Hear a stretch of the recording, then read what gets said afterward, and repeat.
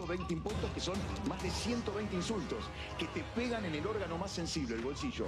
Yo me preocuparía por eso, no por los insultos que no tienen daño concreto, porque el IVA hace que seas más pobre, pero el IVA hace que seas más pobre, bienes personales también, y por nombrarte, que te nombras un rato, ingresos brutos, te destruyen, porque cuando vos sos más pobre, sabés que sos, Romy, más infeliz. Voy a luchar contra ustedes, hijos de puta, hasta el día que me muera. No pasa nada. Se terminó la hegemonía de ustedes, zurdos.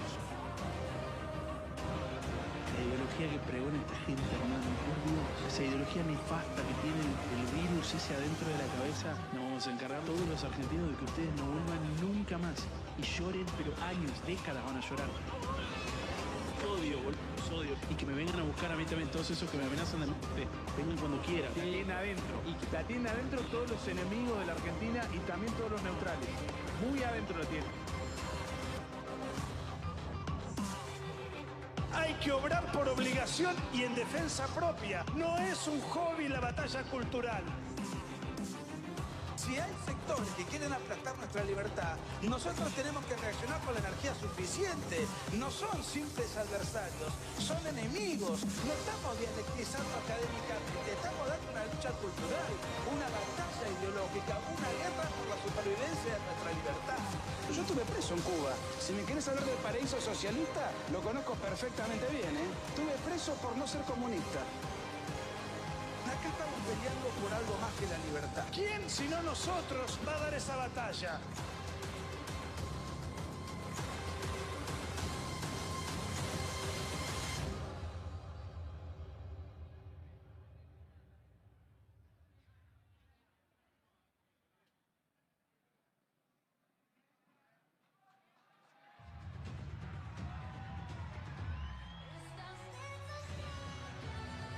Hay que negociar con la izquierda, ni un milímetro. A la izquierda, nada. A los zurdos de mierda, nada.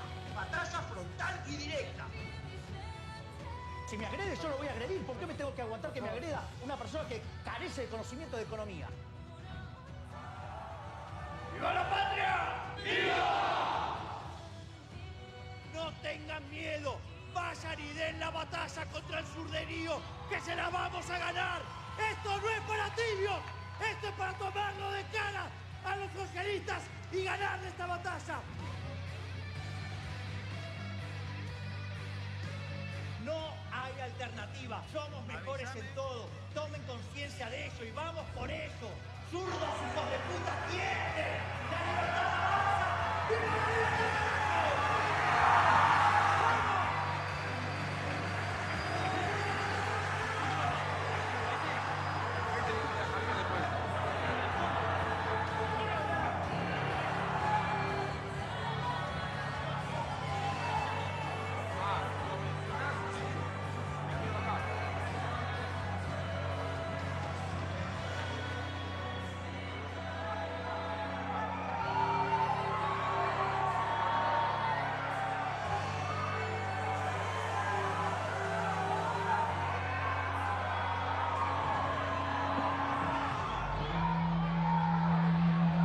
Hace su ingreso el señor presidente de la Nación, doctor Javier Milei.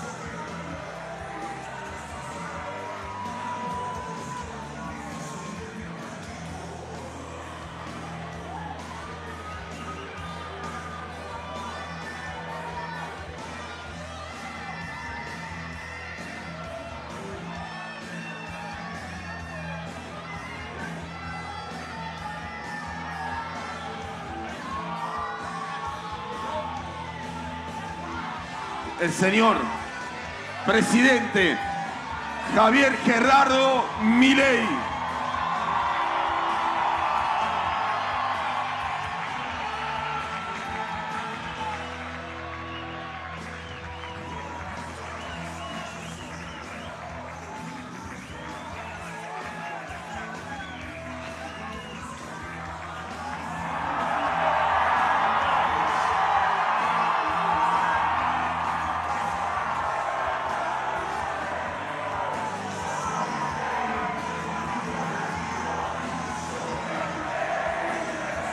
Vamos, vamos, que no se escucha, vamos.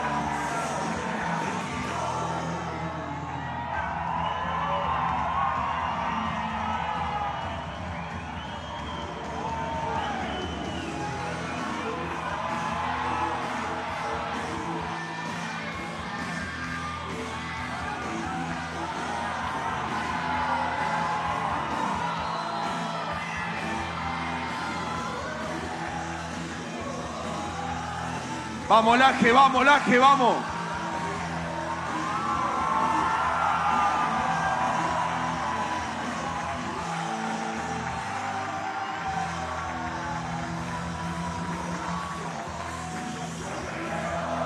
Vamos, vamos, vamos.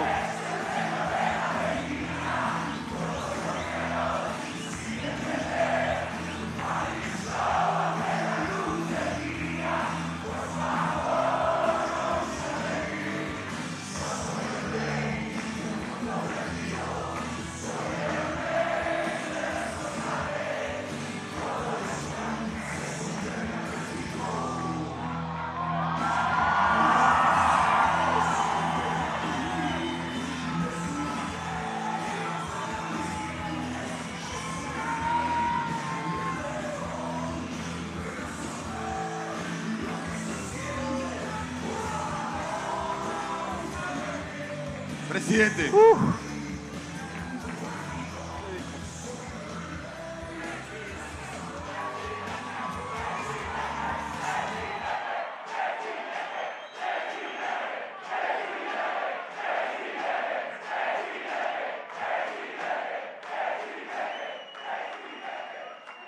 ¡Hola a todos!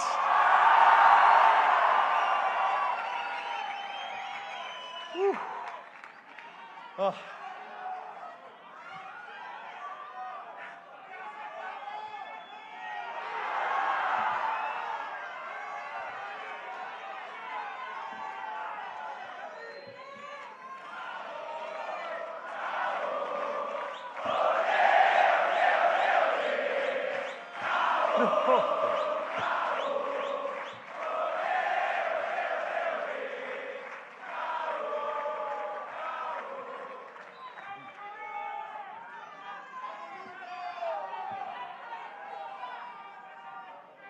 Che, nos van a sacar, ¿cómo es? Saquen al pingüino del cajón.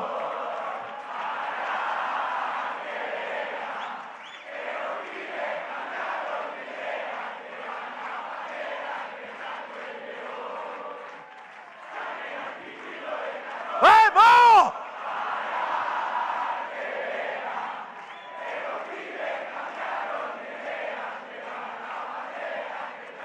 ¡Viva la libertad, carajo! ¡Viva la libertad, carajo! ¡Viva la libertad, carajo!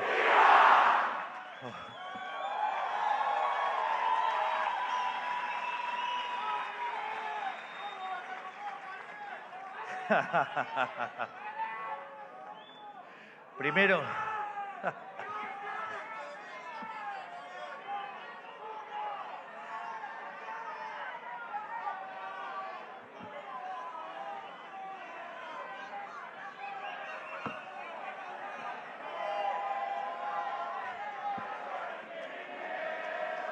¿les parece?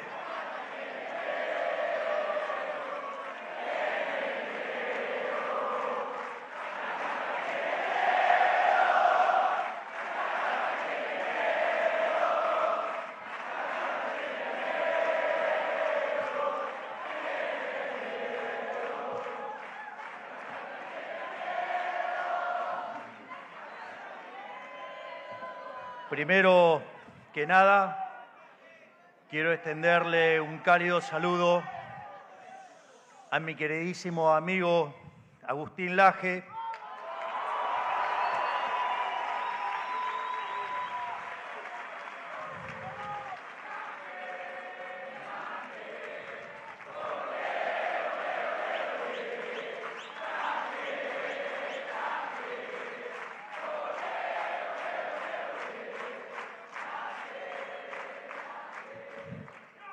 como así también a todo el equipo de La Derecha Diario por organizar este enorme evento. Muchas gracias.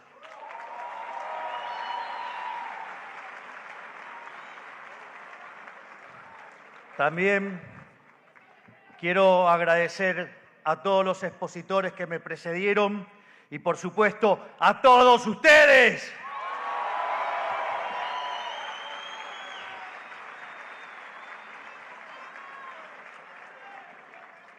Y también quiero agradecer a todos aquellos que no pudieron venir, pero nos están siguiendo desde sus casas.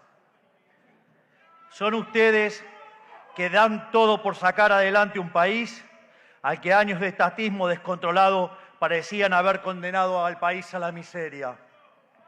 Son ustedes quienes vieron a sus amigos armar valijas y emigrar, quienes vieron a sus padres sufrir la inflación y las devaluaciones, quienes vieron cómo cada día el sueño y la independencia económica y el progreso se alejaba cada vez más y más.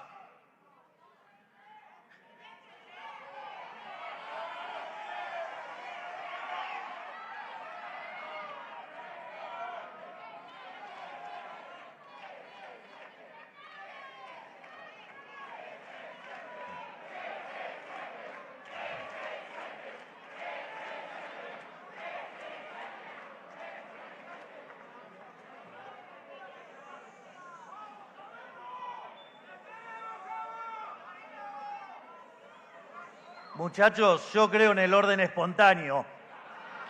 Autoorganícense y lo resuelven, vamos.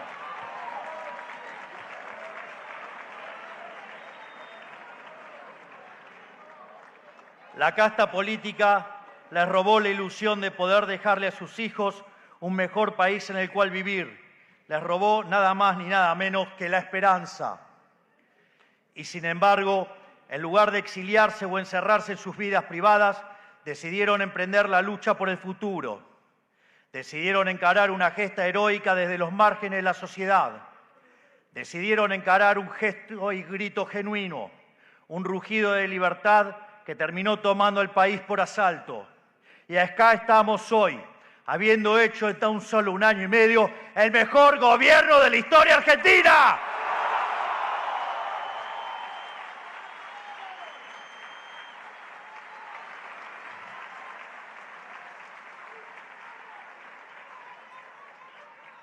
Como siempre digo, nuestro movimiento tiene 3 frentes de batalla, cada uno con sus propias características y su propia importancia. El frente de la gestión, el frente del poder institucional y el frente de la batalla cultural.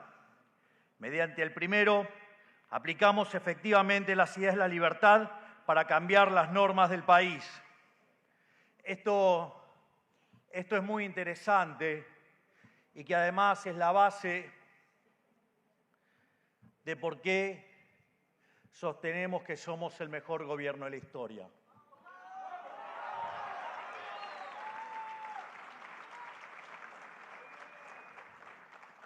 Hasta que llegáramos nosotros al poder, el mejor gobierno de la historia había sido el primer gobierno de Menem.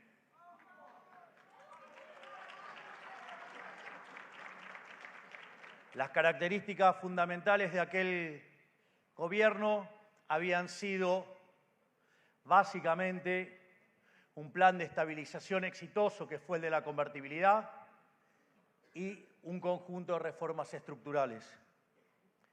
En términos de plan de estabilización, sin lugar a dudas, este programa económico que diseñó el mejor ministro de Economía del mundo, Toto Caputo, lo supera ampliamente.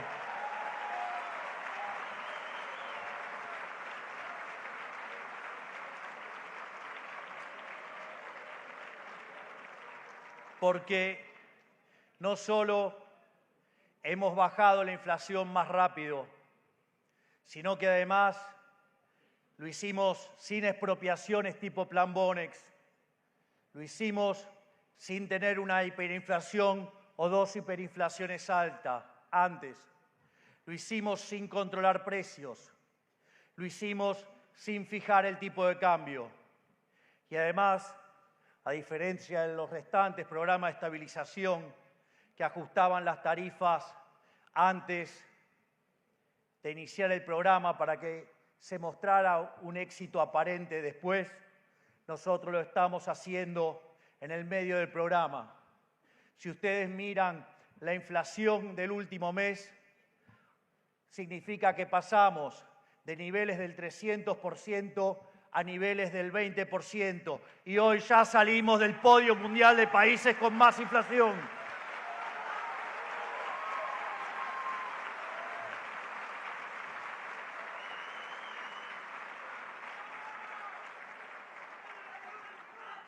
Y por otra parte, si limpiamos estos efectos de corrección de precios, o lo miramos en términos de canasta básica alimentaria, o lo miramos en términos de canasta básica total, hoy la inflación ya viene viajando en torno al 10%. Vaya que somos el mejor gobierno de la historia.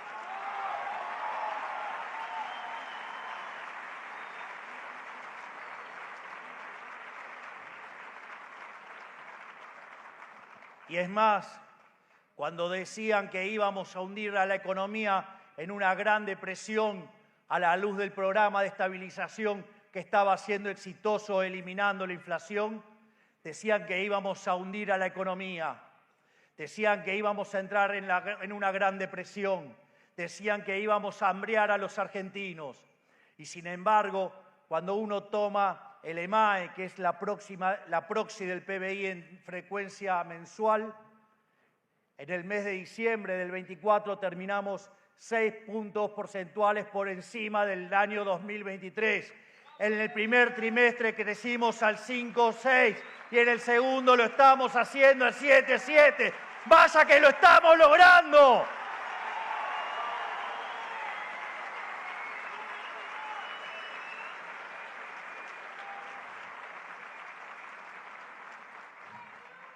Y como si todo esto fuera poco, los crueles y desalmados liberales hemos sacado a 12 millones de argentinos de la pobreza.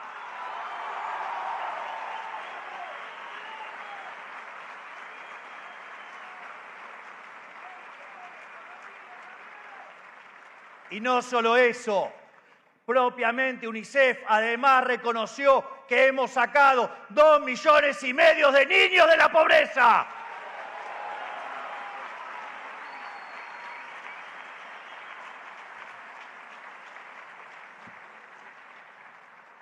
Por otra parte, mientras el Frente, lo que tiene que ver con el poder institucional, mediante el segundo elemento, nos proveemos del poder necesario, tanto a nivel ejecutivo y legislativo, para avanzar en nuestras ideas.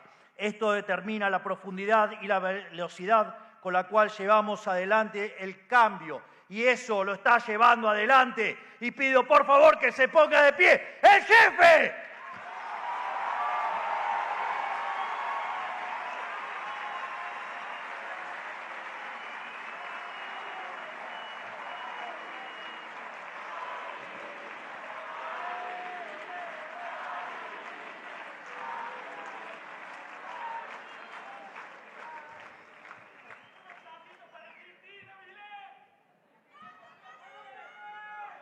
Y finalmente, mediante el último, o sea, la batalla cultural, aseguremos que estos cambios sean sostenibles en el largo plazo, educando al soberano, en definitiva, que quienes tengan ojos empiecen a verla.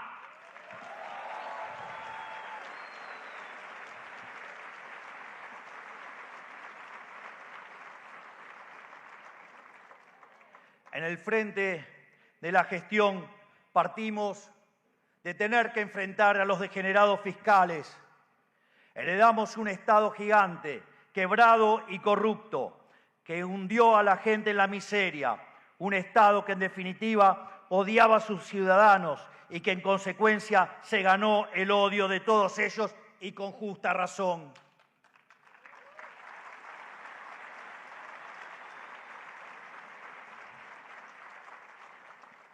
Si bien este primer año y medio fue difícil, dejamos en claro mediante actos desde el primer momento que nosotros sí venimos a cambiar las cosas de raíz.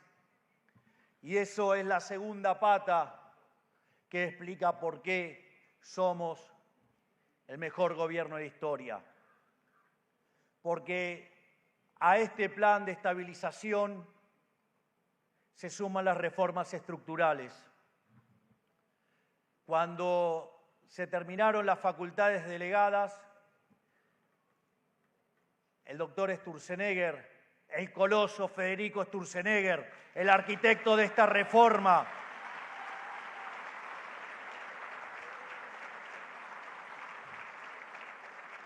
contaba que con facultades delegadas eso solamente explicaba el 5% del trabajo. Es decir, que si ustedes corrigen los 101 organismos y reformas que se hicieron con facultades delegadas y saben que eso es el 5%, significa que solamente Federico Sturzenegger hizo 2.000 reformas estructurales. Y si a eso le sumamos el DNU 7023 y la ley Bases, aún en sus versiones corregidas, estamos en condiciones de afirmar que hicimos 2.800 reformas estructurales, 28 veces más que las que hizo Menem.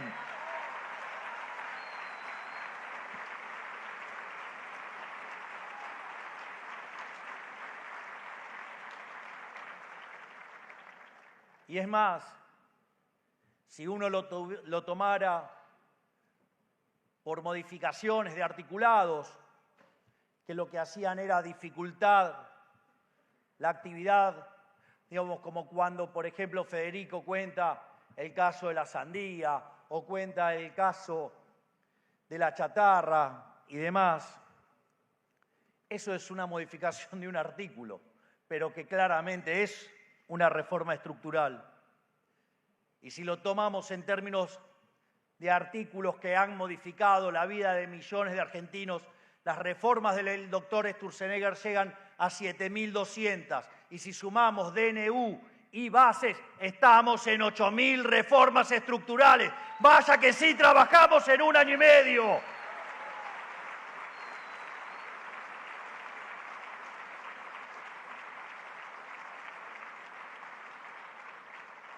En el fondo, en un año y medio, hemos borrado 100 años de dirigismo y no vamos a parar hasta ser el país más libre del mundo.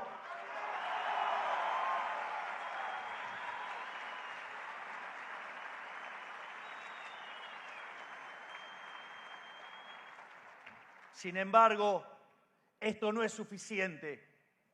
Ahora nos toca trasladar todas las victorias en el frente de gestión al frente institucional para poder seguir acelerando en este camino reformista, porque somos verdaderamente reformistas extremos, orgullosos de ser reformistas extremos.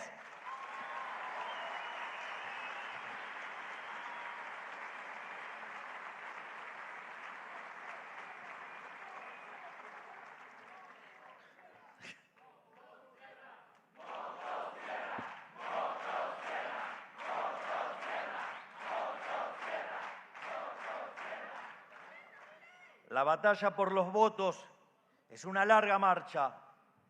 Imagínense que hoy solo contamos con el 15% de los diputados y 10% de los senadores, pero aún así es una marcha que solo va en una dirección, porque el país que nos llegó, el partido del Estado, fue desastroso.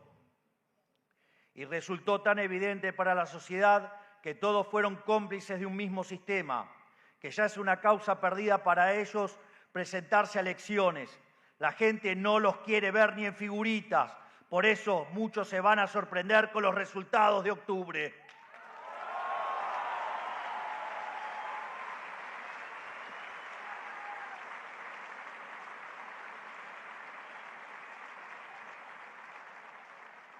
Y si bien confiamos en que los votos van a acompañar los logros de la gestión, el tercer frente de batalla, la batalla cultural, tiene otro nivel de dificultad.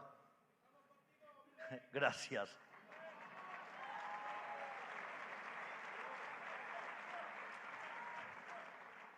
El campo cultural es donde se disputan los conceptos que sirven de justificación para la implementación de políticas públicas y planes de gobierno.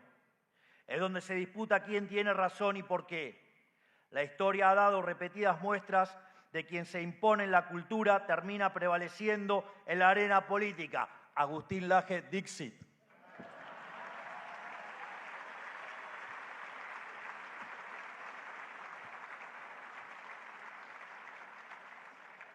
Pues es la cultura la que genera los términos mediante los cuales la gente piensa y actúa luego en la realidad. La izquierda lo sabe perfectamente y se ha dedicado desde hace décadas a infiltrarse en todas las instituciones occidentales, subvirtiendo sus valores y moldeándolas a su gusto. De esta manera, llegamos a un estado en el que los políticos, empresarios, sindigarcas, perisobres y todo el resto de los integrantes de la casta implementaron un conjunto de ideas antilibertad para legitimarse a sí mismo y a sus ideas entre la población. Digo, uno que tiene la cabeza contaminada de todos los parásitos mentales que andan dando vuelta. Los que sabe y los que no sabe también.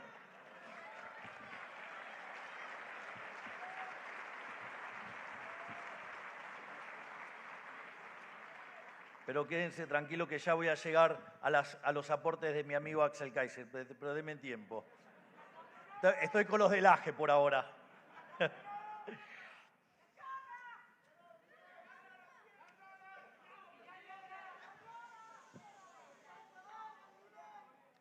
Esas ideas se instalan en la mente de millones de seres humanos y se contagian como parásitos mentales hasta que se vuelven inconfundibles del ideario popular. Así llegamos a una situación en la que se dan por válidas una lista de cuestiones que no están ni cerca de serlo. Como plasmó mi amigo Axel Kaiser en su libro, podemos reducirlas a 7. La primera de ellas es la justicia social, que de justicia no tiene nada, dado que de parte de la injusticia debe arrebatarle a uno por la fuerza para darle a otro.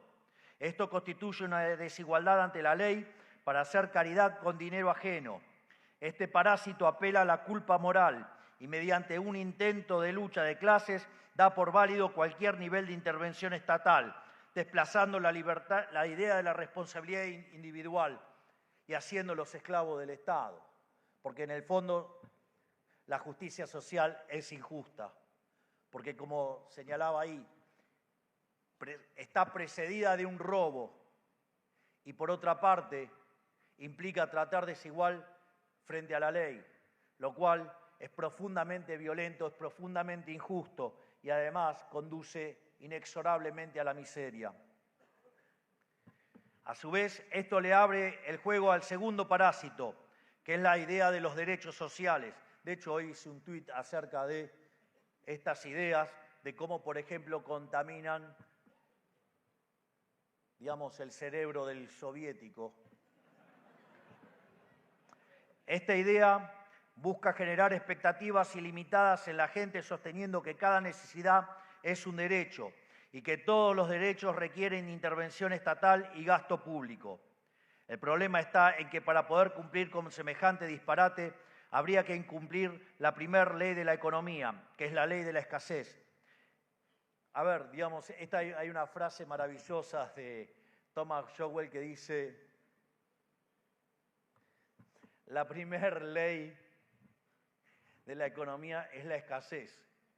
No hay de todo para todos. Ah. Y la segunda reflexión que hace es que la primera ley de la política es ignorar la primera ley de la economía. Y vaya que de esto los populistas saben.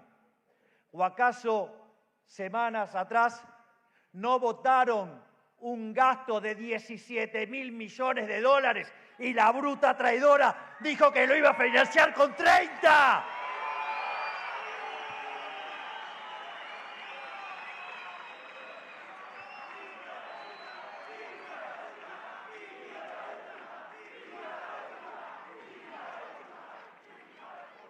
Así es fácil chicanear, pero sugiero que antes de hacer chicanas aprendan a sumar 2 más 2.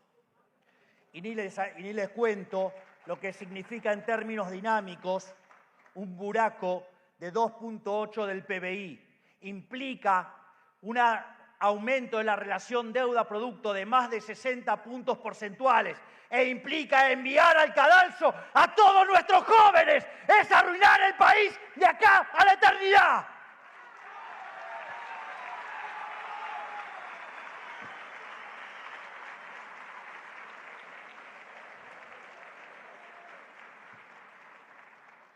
Porque además plantea una brutal inconsistencia, porque si a cada una de nuestras necesidades los vamos a llamar derecho, el problema es que después esos derechos hay que pagarlos. Y para pagarlos hay que utilizar recursos, y esos recursos son finitos. Por ende, esa estupidez inmunda de donde hay una necesidad nace un derecho. El problema es que lleva continuamente a violar la restricción de presupuesto. Eso en Argentina no solo ha derivado en una brutal inflación, a sacarle 13 ceros a la moneda, que podríamos sacarles 3 más, a ser el país con mayor cantidad de defaults en la historia, a tener la presión fiscal en blanco más alta del mundo, sino que además esas ideas nefastas han hecho de que ser uno de los países más ricos del mundo nos mandaron a la B.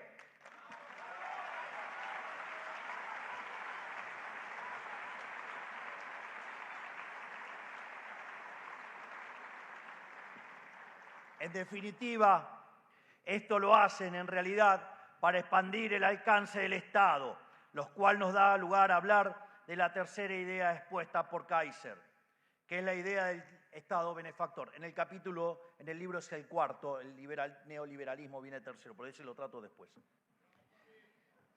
Así, la idea del Estado benefactor, un Estado paternalista, que como si fuese un Dios todopoderoso, debería proveernos de todo lo que necesitamos. Lo que eluden en este tipo de afirmación es quien genera la riqueza y los recursos. En primer lugar, es el sector privado, y para que el Estado los provea, debería robárselos mediante impuestos y burocracias, sacrificando el crecimiento económico, que debe ser lo que debe estar pensando la alta política.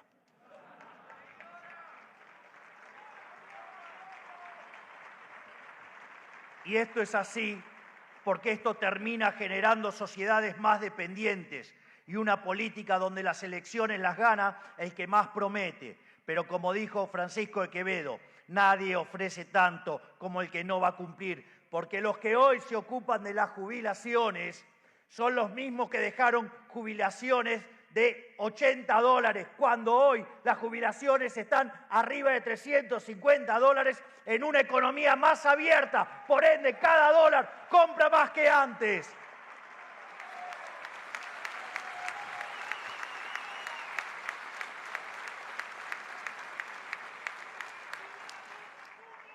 Y como detalle no menor, aquellos que se jubilaron con el total de los aportes, esas jubilaciones están entre $700 y $800. Vengan a hablar de pensar en los jubilados, si los que sacamos gente de la pobreza somos nosotros y no que ellos nos hundieron con el impuesto inflacionario.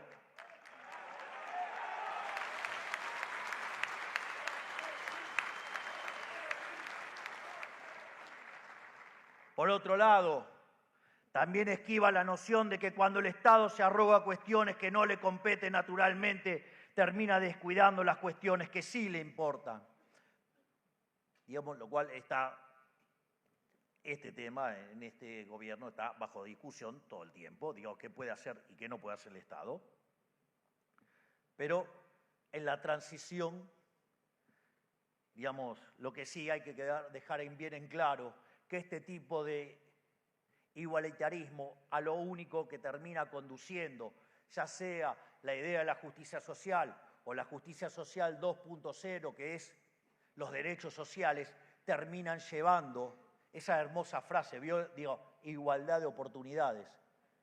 Si afortunadamente y gracias a Dios somos todos distintos, eso fomenta la división del trabajo, la cooperación social, hace que las sociedades prosperen, sean más ricas y además, como decía Bastiat, donde entra el comercio no entran las balas. Y estos brutos igualitaristas generan una sociedad profundamente violenta, autoritaria y que además viven para el orto y se cagan de hambre.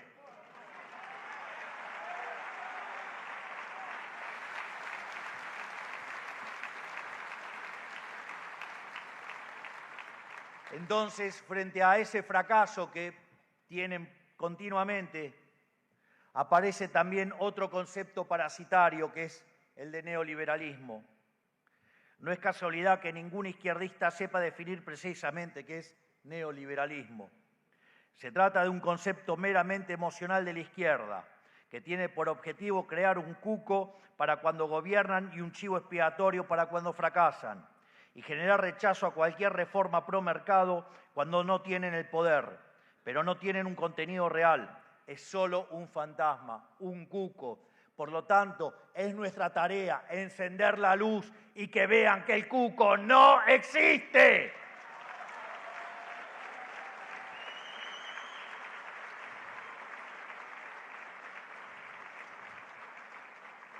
Porque en el fondo, en realidad, a quienes están injuriando es simplemente a quienes buscan ordenar los desastres que ellos dejan a su paso. Porque si hay algo que hacen a la perfección es dejar infiernos fiscales y financieros cuando terminan sus gobiernos. Es así que el que tiene la ingrata tarea de ordenar el desorden, en general tiene de antemano un apodo preparado, neoliberal. Sin ir más lejos, nos dejaron 57% de pobres, 70% de niños pobres, una inflación diaria del 1 y pico por ciento que anualizado era el 17.000%, reservas internacionales negativas en 12.000 millones de dólares, 4 bases monetarias venciendo a un día, deuda en pesos venciendo a 3 meses por el equivalente de 9 bases monetarias. Es decir, que en menos de 3 meses nos iban a hacer multiplicar la cantidad de dinero por 14 veces. No solo eso, sino que además el curro de las CIRAS, donde se patinaron 45.000 millones de dólares, donde no dejaron desastre por hacer. Y esa manga de inmorales vienen a hablarnos a nosotros, que estamos sacando el país adelante, donde somos fruto de admiración en todo el mundo y se habla del milagro argentino.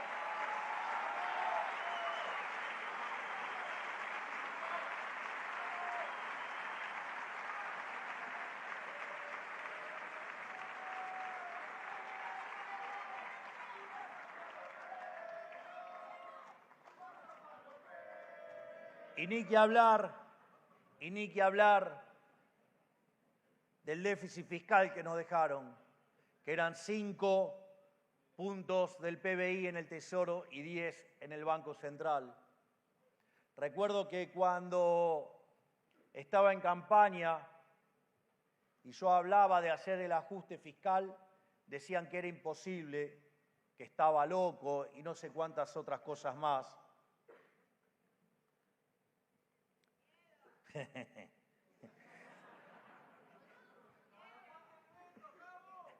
Ya está, digamos, sale ahora, digamos, ya entró, ahora, digamos, el veto sale próximamente.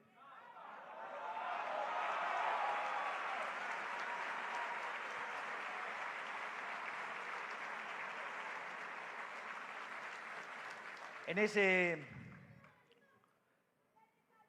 sentido, decían que como mucho se podía ajustar 1 punto por año. Y nosotros decíamos que íbamos a alcanzar el equilibrio fiscal en el primer año. Y después de 123 años de déficit fiscal ininterrumpido, porque solamente hubo equilibrio fiscal cuando estábamos en default, o sea, no pagando la deuda. Por eso me causa gracia cuando dicen, no, que estamos maquillando la deuda. Menos mal, digo, ellos, digamos, que lograban equilibrio con default.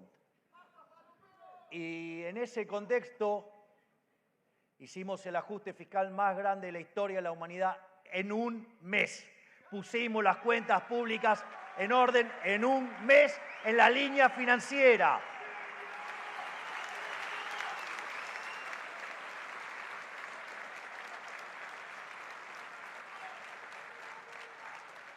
Y a su vez, a los 6 meses, terminamos saneando el balance del Banco Central. Algo que nadie hablaba de cómo se limpiaba el balance del Banco Central, gracias a la tarea enorme de Santiago Bausili, presidente del Banco Central, y el secretario de Finanzas, Pablo Quirno.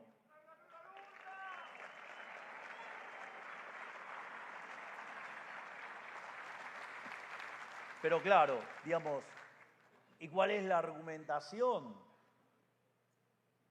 de los primates, digamos, más conocidos como ¡matriles! Dicen que nos endeudamos. Esto es interesante porque cuando el kirchnerismo llegó al poder, la deuda pública en Argentina era de 140.000 millones de dólares. Cuando nosotros llegamos al poder, la deuda consolidada, porque siempre se olvidan de sumar los desastres que hacen en el Banco Central, era de 500.000 millones de dólares. Y de esos 500, con lo cual aumentó la deuda a 360.000 millones de dólares. Si limpiamos la que tuvo Macri, que fueron 60.000 millones de dólares, el kirchnerismo, que habla de endeudamiento, nos endeudó en 300.000 millones de dólares. Es el movimiento político más endeudador de la historia política argentina.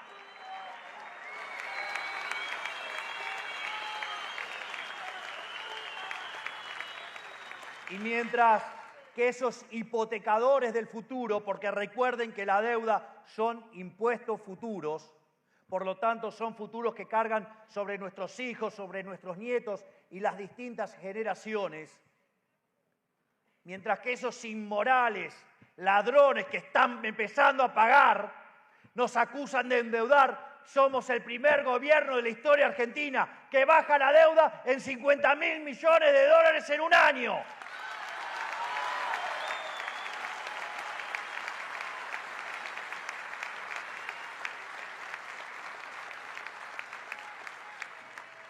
Por lo tanto, cuando estos inmorales hablan de neoliberalismo, es que esa palabra puede significar cualquier cosa, ya que solo refiere a los enemigos del expansionismo estatal ilimitado. Es así que con él también engloban al empresariado, ocupado de preservar su negocio. Esto lleva a la idea de la responsabilidad social empresaria. Hay muchas empresas que se sienten presionadas para defender causas sociales, pero en la mayoría de los casos es una simulación guiada por preceptos de marketing. El problema de esta simulación moralizante es que las empresas descuidan su función principal, que es crear valor, de la cual se deriva la generación de empleo y otros beneficios sociales reales. Esto ya fue resuelto por el gran Milton Friedman. El empresario, solo por perseguir el beneficio económico dentro de los márgenes de la ley, ya es un benefactor social, porque solo puede hacerse rico dándole al prójimo un bien de mejor calidad a un mejor precio que el resto. Para ellos, por otro lado, ser un benefactor social es someterse a sus mandatos arbitrarios. Es así que a la ya estresante tarea de llevar adelante un negocio le suman el peso de cargar tanto con un Estado elefantiásico como beneficencia forzosa. No hay beneficencia a punta de pistola. La caridad, si no es voluntaria, no es caridad.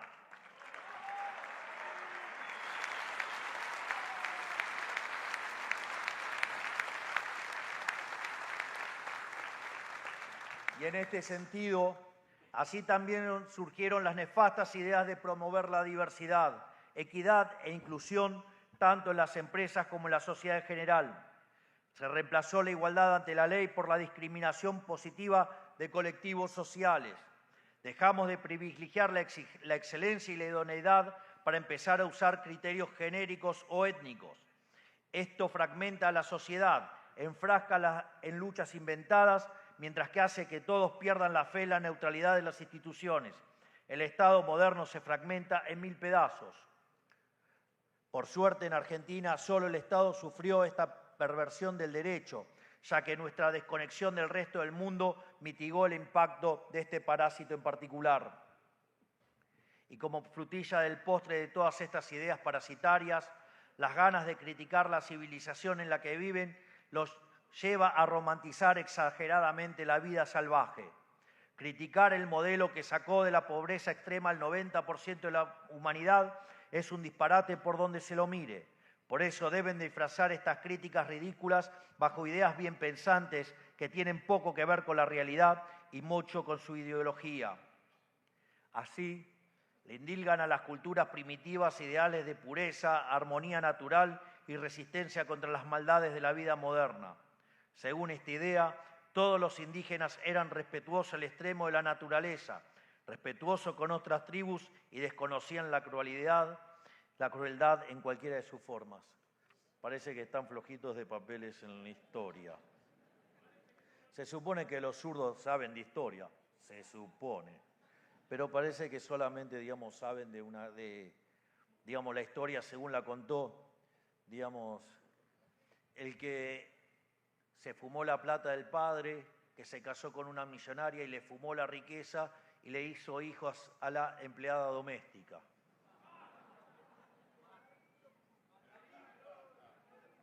Y después vivió de su amigo hasta que se murió, de Engels. Claro, el rey de los parásitos, Carlos Marx.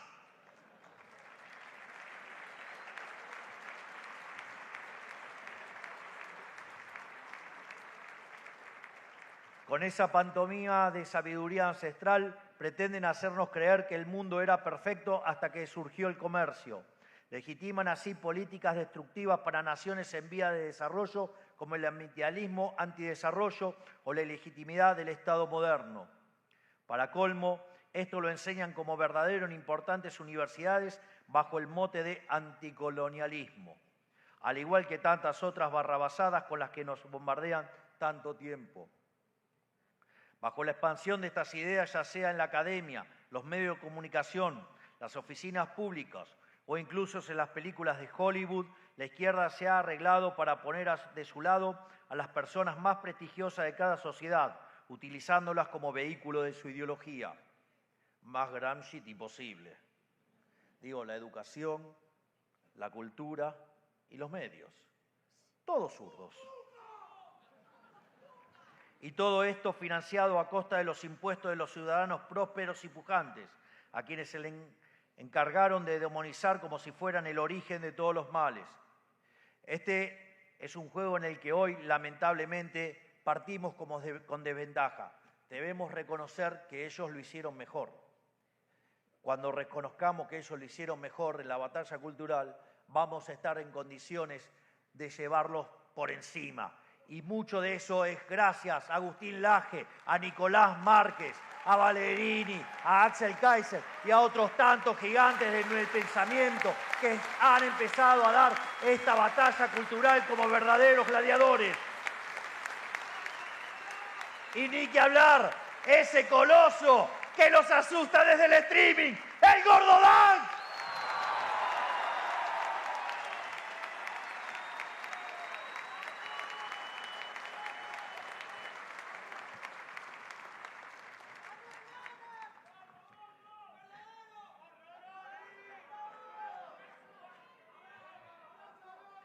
Si bien el liberalismo supo ponerse a la vanguardia de la batalla cultural, cambiando el curso de la historia humana desde su nacimiento en el siglo XVII, durante el último siglo ha perdido terreno frente al colectivismo.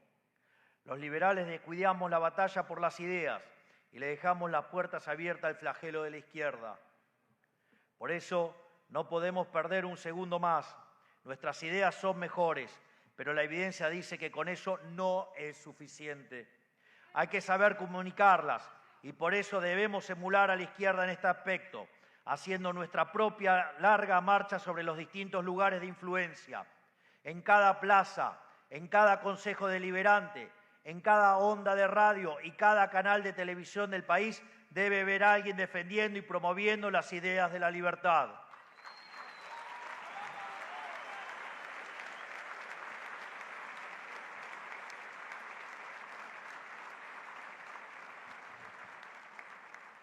Y debemos hacerlo de manera sostenida para que tarde o temprano la izquierda no haya sido más que un mal sueño. Se los dice alguien que durante 10 años la peleó en los medios y ya llevaba casi 15 peleando desde la academia. Es decir, hay que dar la batalla, aunque, digamos, parezca una tarea quijotesca. Solamente los locos son los que pueden soñar un futuro y son los que además tienen las bolas para cambiarlo, los que los verdaderamente lo hacen.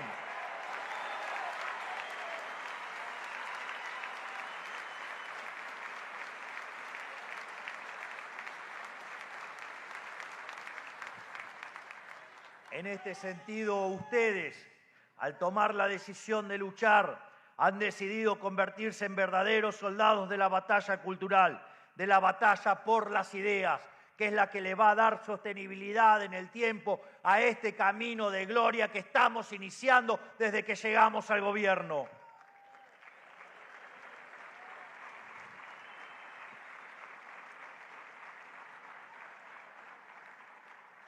Porque verla es también ver el estado en el que 100 años de estatismo descontrolado dejaron a nuestra discusión pública. 100 años en los que fuimos progresivamente infectados en todas nuestras instituciones por ideas contrarias a la libertad y al verdadero progreso. 100 años en los que todas las instituciones que alguna vez destinaron nuestro país a la grandeza fueron infectadas por parásitos ideológicos.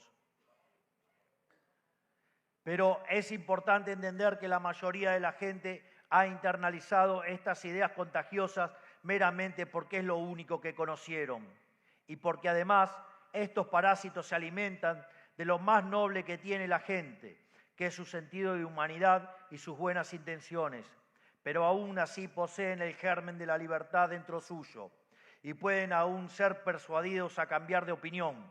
Por eso es tan importante la batalla cultural. Por eso quiero darles un mensaje de esperanza. Tenemos aquí una hermosa reflexión para hacer.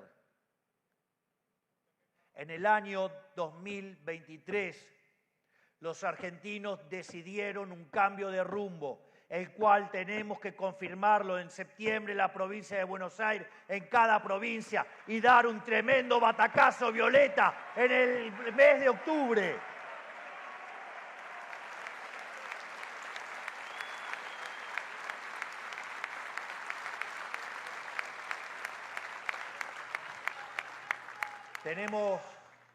Tenemos que entender que en octubre, de un lado, va a estar el status quo, el partido del Estado, la casta política chorra, parasitaria e inútil, la alta política, va a estar los perisobres, los periodistas ensobrados, van a estar también los sindigarcas, van a estar los empresarios chorros prebendarios. Y del otro lado vamos a estar los argentinos de bien que queremos abrazar las ideas de la libertad para hacer a la Argentina grande nuevamente.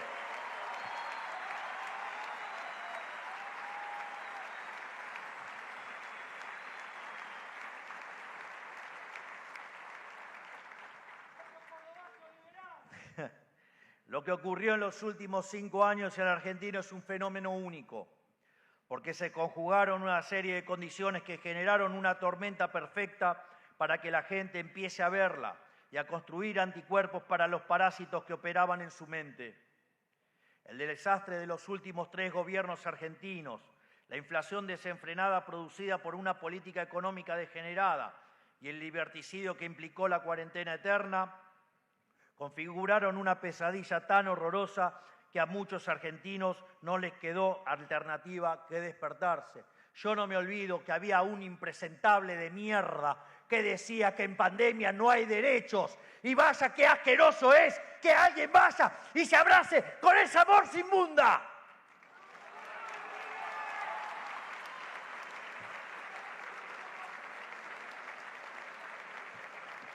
Si no les queda claro, estoy hablando del señor Mayans, que es senador por Sildo Infran.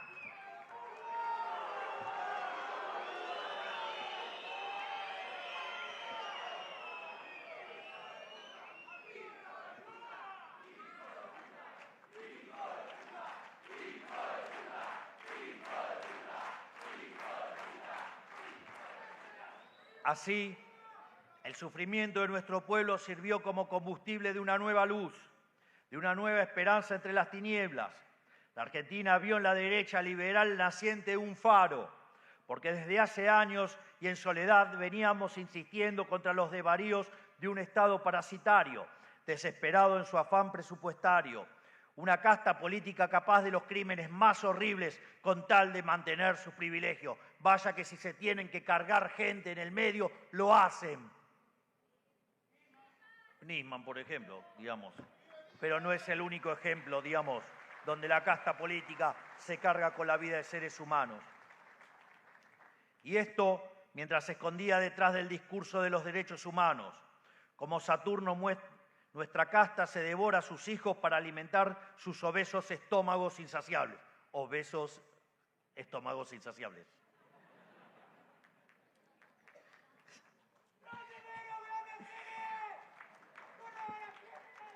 Ellos tenían todo un conjunto de mecanismos puestos en marcha para evitar que algo como nosotros pudiera ocurrir. Un universo de relaciones clientelares con empresarios, dirigentes sociales y periodistas dedicados a embarrar y atacar a todo aquel que osara hacerle frente. Pensaban que tenían al país domesticado y condenado a la servidumbre eterna, pero nosotros pudimos con todo ese aparato y pudimos precisamente porque traíamos con nosotros la verdad. Y no solo los parásitos mentales son contagiosos. La verdad, cuando está contada con convicción y con voluntad, también se logra contagiar.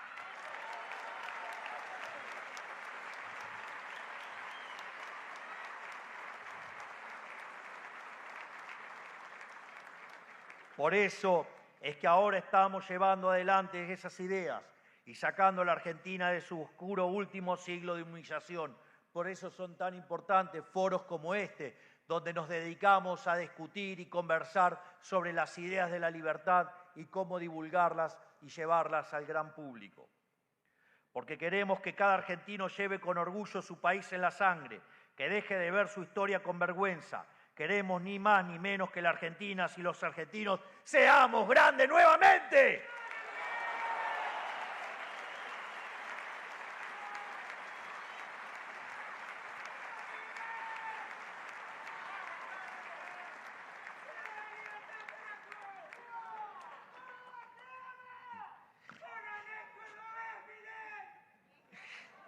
Qué vozarrón, ¿eh?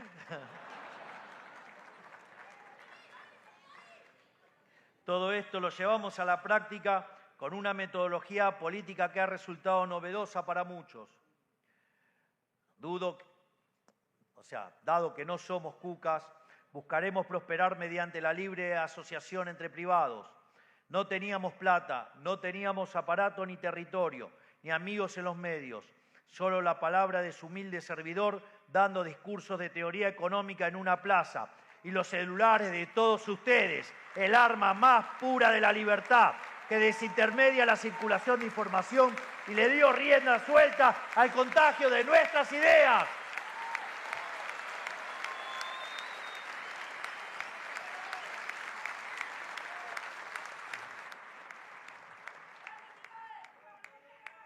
En este sentido, aquí me gustaría detenerme para reconocer a La Derecha Diario, que pasó de ser un diario digital hecho a pulmón por dos adolescentes a ser el diario más leído de toda América Latina en cuestión de pocos años. Felicitaciones a todos los que son parte de La Derecha Diaria y a sus creadores.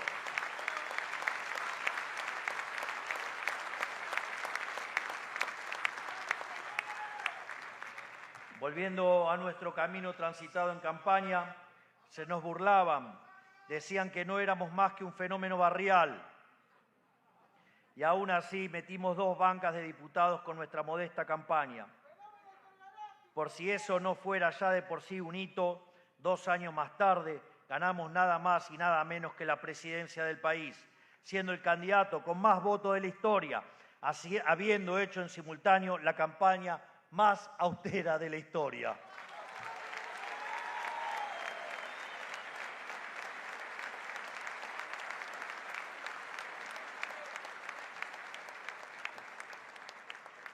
En definitiva, militar en los márgenes manteniéndonos fieles a las ideas de la libertad, llegar al poder a fuerza de predicar nuestras ideas y lograr demostrar todo su poder es algo que un kirchnerista nunca va a entender, porque ellos son militantes rentados y otros también tienen militantes rentados.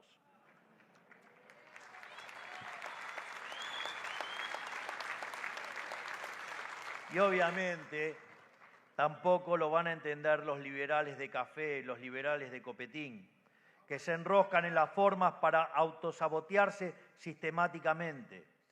En su mirada infantil de la política creen que se pueden ganar la guerra con ponencias filosóficas, sin meterse en el barro porque el barro les parece vulgar. Yo suelo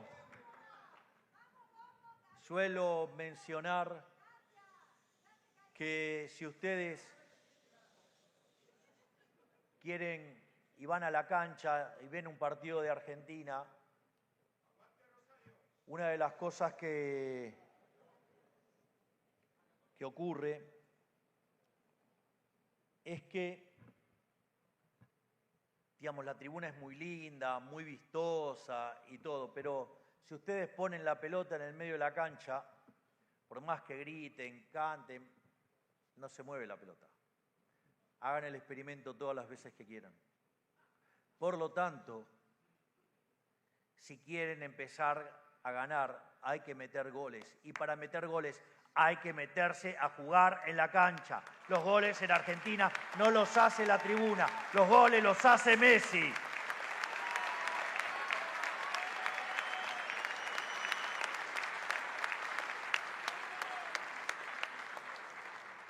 En este sentido, nosotros no solo nos metimos en el barro, sino que también entendemos que para meterse en el barro se necesita organización, porque luchamos contra quienes se encargaron de embarrar la cancha durante 100 años. Porque si el libre mercado y la horizontalidad son el mejor vehículo para las ideas, la organización y el orden son el mejor vehículo para la acción. Para cambiar el país desde las raíces es necesario contar con ambas patas. Nosotros tenemos claro que al mal organizado solo se le puede ganar con el bien organizado. Entendemos que a la hora de luchar contra el leviatán de las 1000 cabezas, el pragmatismo y el verticalismo son fundamentales y que los trapos sucios los tenemos que lavar puertas adentro entre nosotros.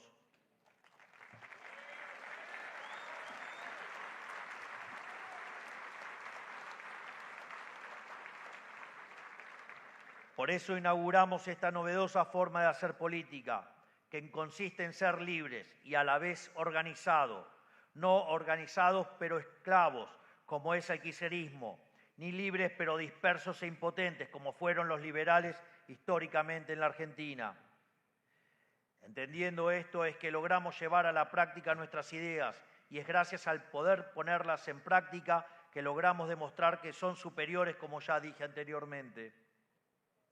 En estos meses hemos logrado mucho y en apenas 1 año y medio hemos contrarrestado décadas de destrucción, sembrando las semillas de la futura Argentina potencia. Le demostramos al mundo y a nosotros mismos que el espíritu emprendedor argentino está más vivo que nunca, que solo necesitábamos quitarnos del cuello la bota del Estado. Hoy en todas partes se habla de nuestro milagro económico. Sin ir más lejos, el presidente de Francia acaba de anunciar su propio plan de motosierra y eso se está extendiendo por todas partes del mundo.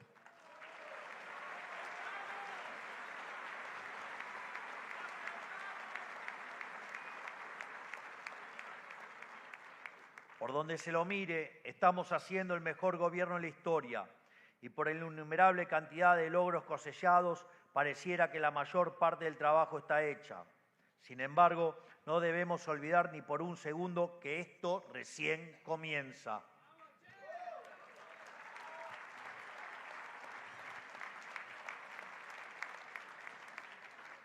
No solo hay que deshacer un siglo de miseria acumulada y educar a nuestros semejantes en la idea de la libertad.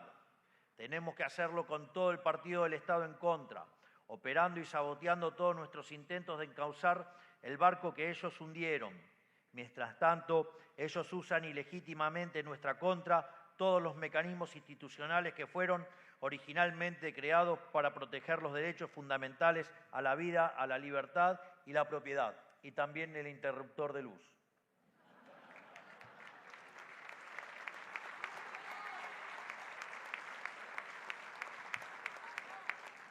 Hay algo muy interesante, y es que si antes de salir a la cancha es necesario hacer trampa, es porque te sabes un perdedor.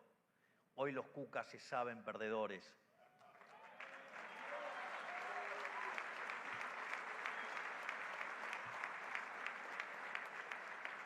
De hecho, imagino que muchos de ustedes habrán visto la película Gladiator, cuando la basura inmunda de Cómodo decide pelear mano a mano con Máximo. Y para salir a pelear, antes de pelear, le tuvo que clavar un puñal y que se empiece a desangrar. Eso es lo que necesita hacer el kirchnerismo. Necesita hacer trampa porque no puede ganar por la vía legítima. Pero, tal como ocurrió en Gladiator, va a ocurrir en la Argentina. Máximo Libertad le va a ganar al cómodo kirchnerista.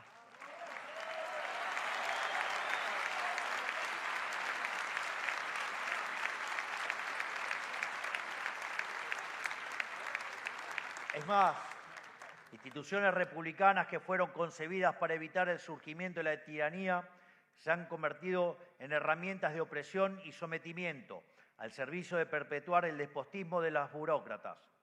Congresos que no sesionan debidamente, jueces que dictaminan sobre cuestiones en las que no tienen injerencia, y todo con el fin de frenar las reformas de libertad que el pueblo pide a gritos.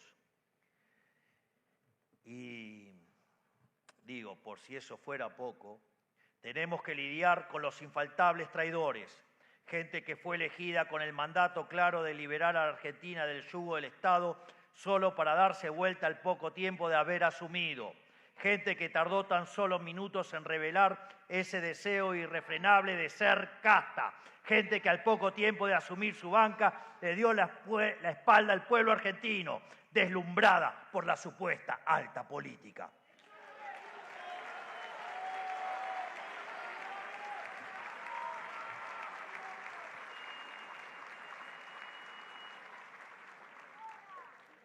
Pero así como la historia recuerda a los héroes, también recuerda a los traidores. Y en el círculo más profundo del infierno, descrito por Dante como un lugar remoto, frío y oscuro, sufren el tormento eterno quienes apuñalaron por la espalda a quienes le tendieron la mano. En fin, el tiempo sabrá poner a cada uno en el lugar que le corresponde.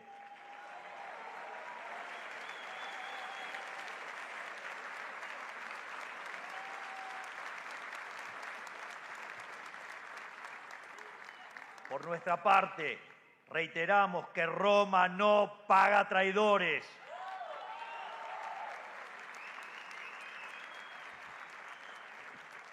Nos tomamos demasiado en serio la tarea que nos ha sido encomendada por los argentinos. Como ya he dicho, defendemos una causa justa y noble, mucho más grande que cada uno de nosotros. Somos individuos libres que voluntariamente se han asociado en pos de un objetivo común. Hemos decidido por voluntad propia someternos a algo que nos excede, resignando nuestras ambiciones personales, nuestro confort, nuestros deseos para llevar a cabo la hazaña más grande que haya visto nuestra nación desde su independencia: liberar al pueblo argentino de la tiranía del Estado omnipresente.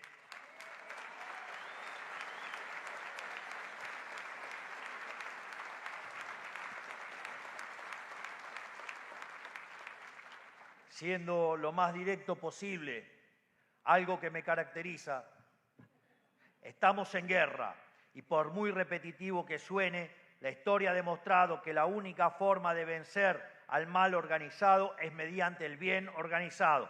Por eso somos millones, pero nos movemos como uno y así los vamos a aplastar en las urnas.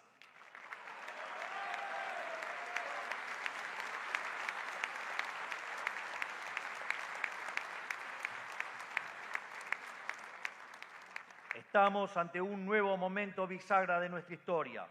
Los próximos comicios nacionales definirán si el cambio que llevamos adelante desde diciembre de 2023 se consolida o retrocede hacia el espantoso pasado decadente al que nos arrastraron el kirchnerismo, sus secuaces y todo el Partido del Estado.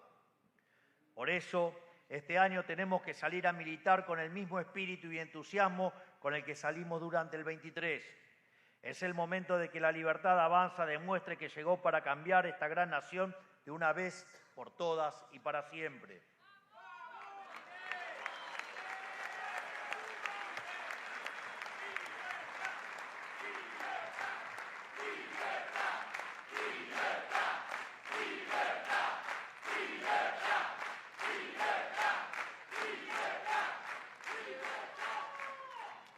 De modo tal que ese país de saqueadores, que fue liderado por la corrupta condenada, su difunto marido y el peor ministro de Economía de la historia, solo sea un mal recuerdo en la memoria de los argentinos.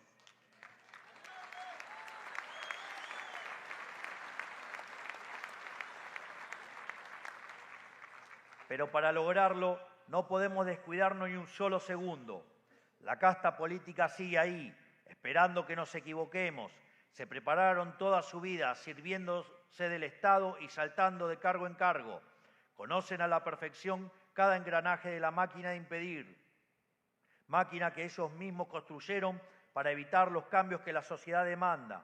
Nos quieren ver débiles para poder llevarnos puestos y así retomar al poder, con el único propósito de recuperar los privilegios que les estamos arrebatando en pos de devolverle la libertad a cada argentino de bien.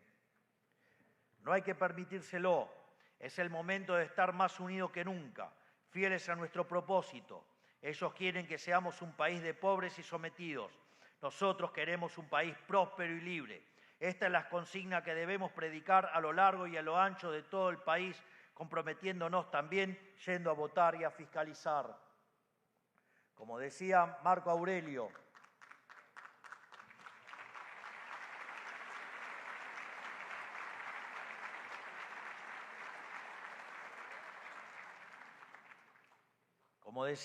Aurelio, no hay camino corto hacia la grandeza. La paciencia y la perseverancia son fundamentales. Esto recién empieza y de nosotros depende la posibilidad de hacer una Argentina grande otra vez. No les tengamos miedo, ya le ganamos antes y volveremos a hacerlo otra vez. Gracias, Córdoba, que Dios bendiga a los argentinos, que la fuerza del cielo nos acompañen y ¡viva la libertad, carajo! ¡Viva la libertad, carajo! ¡Viva la libertad, carajo! Muchas gracias.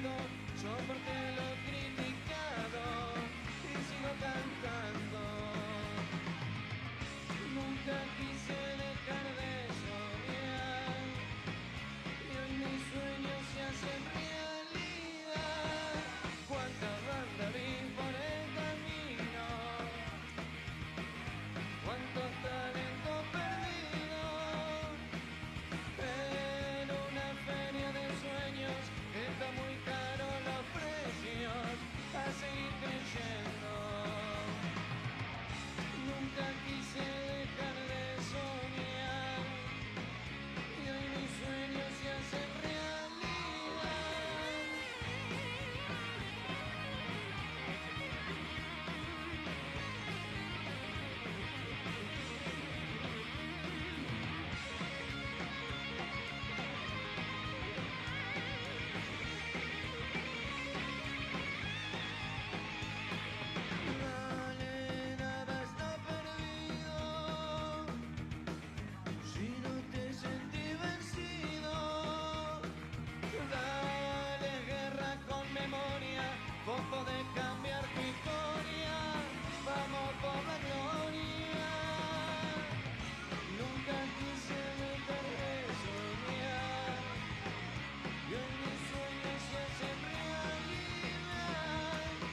Bueno, se va Agustín Laje, Nicolás Márquez, Diego Recalde. Se van a quedar a firmar algunos libros acá. Aprovechen, compren los libros. Va a haber un momento de firma de libros. Así que aprovechen. Ahí afuera hay más de 3.000 títulos de libros liberales. Agustín Laje, Nicolás Márquez, Diego Recalde van a estar acá para la firma de libros.